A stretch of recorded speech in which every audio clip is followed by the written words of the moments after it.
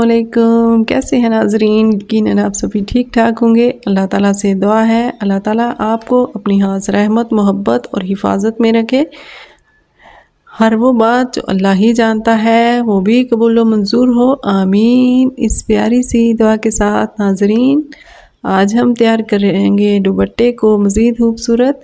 जैसा कि आप देख सकते हैं कि हमने लंबाई वाली साइड पे पाइपिंग को अटैच करना है। जैसा कि आप देख सकते हैं कि हमने पाइपिंग को गीला करके इसके ऊपर सीधी तरफ से प्रेस कर लिया है। अब हम पाइपिंग को रखेंगे सीधा और कपड़े को भी रखेंगे सीधा और इसके ऊपर किनारों के साथ साथ लगा लेंगे सिलाई। याद रखिए नाजरीन, सिलाई करते हुए कपड़े की किनारी को हम छोड़ते जाएंगे और पाइपिंग की किनारी के ऊपर हम लगा लेंगे सिलाई।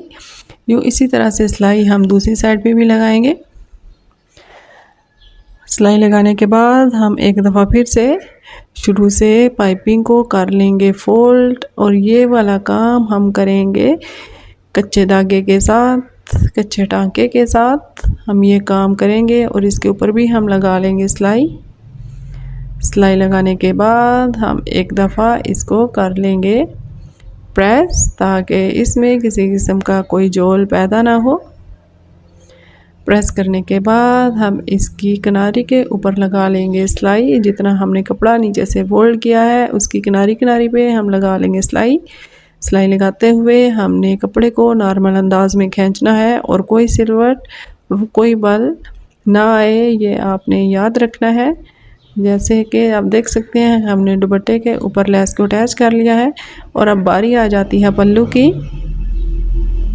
पल्लू के साथ भी हम लेस को अटैच करेंगे और लेस को अटैच करने के लिए हम कपड़े को रखेंगे सीधा और लेस को रखेंगे उल्टा और इसकी किनारी पे लगाते जाएंगे सिलाई और दुपट्टे की किनारी पे भी हम लगा लेंगे सिलाई ताकि इसमें किसी किस्म का जोल पैदा ना हो।